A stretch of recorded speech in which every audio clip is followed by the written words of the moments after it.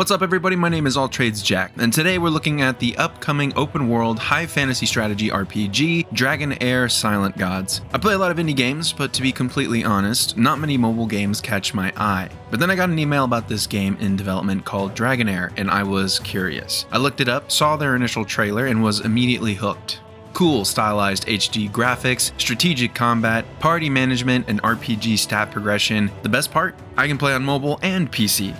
So when the team behind the game reached out to me and offered to sponsor this video, I was beyond excited. I was able to test out an early version of the game and bring my findings to all of you beautiful viewers, so thank you very much to Dragonair for sponsoring this video. And man, am I happy to report that this game looks great. For mobile and PC gamers alike, this is a game that is worth looking forward to and keeping on your radar, as it's scheduled to come out in the second half of 2023. I'll talk more about how you can support my channel and keep yourself up to date with Dragonair at the end of the video, but first, let's discuss the game a bit.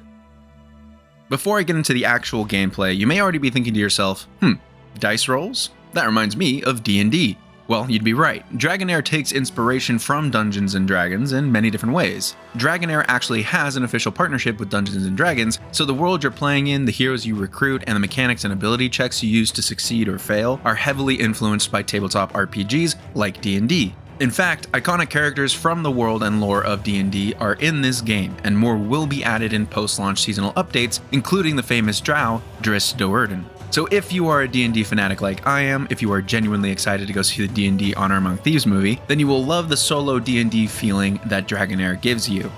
If you aren't a D&D fan and have no idea what I just talked about, you're missing out. D&D is loads of fun. But that doesn't mean that Dragonair won't catch your attention.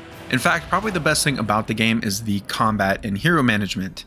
In the beta, I got to try two different types of combat: grid-based tactical battles and tower defense battles.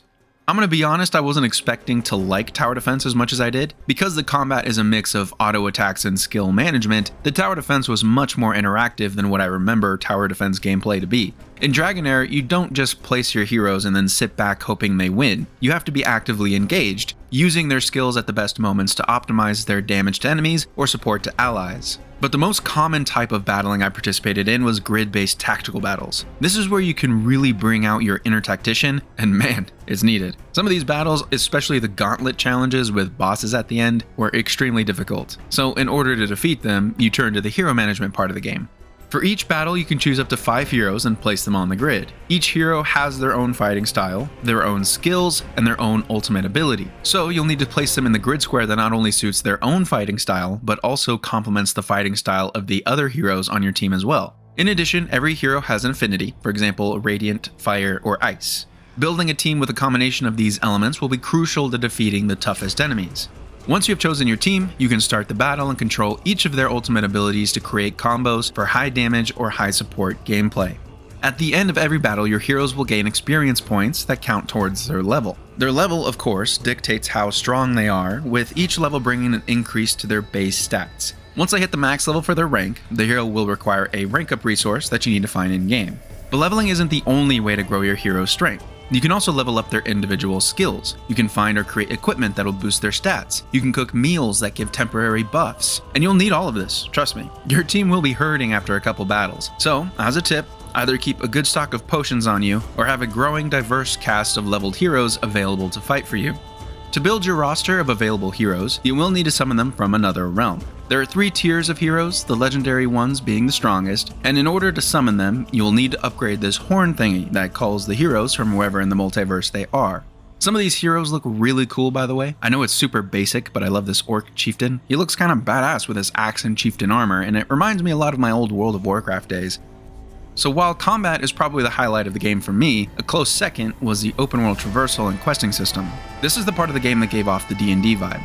Your character runs around the map as you directly control them from an overhead view. The visuals here, by the way, are crazy good. They remind me of handmade tabletop menus with terrain sets that you can personalize to fit your own campaign. There are plenty of diverse locations you'll go through, but for my playthrough, I spent the majority of my time in the forest overworld and the endless dungeon labyrinth.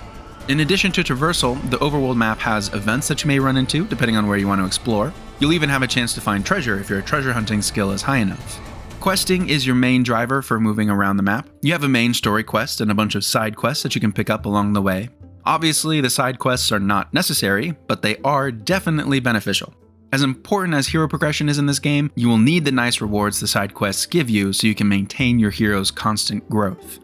While completing quests, you will be traveling to and from cities and talking with many of the world's citizens. This is where the story and lore of the world starts to open up to you.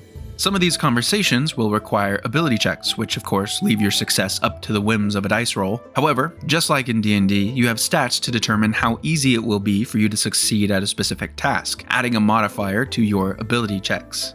So with questing, dungeon diving, exploring, and endless labyrinth clearing, you will almost never run out of things to do. But if you would rather go straight to boss killing, Dragonair will also feature a world boss challenge mode, where you can unite with your guild to take down some of the baddest legendary monsters out there. One of the coolest fights I found was this battle against a dragon, and at higher levels, it was tough. Can't imagine what it would be like to take on an even harder world boss version of this.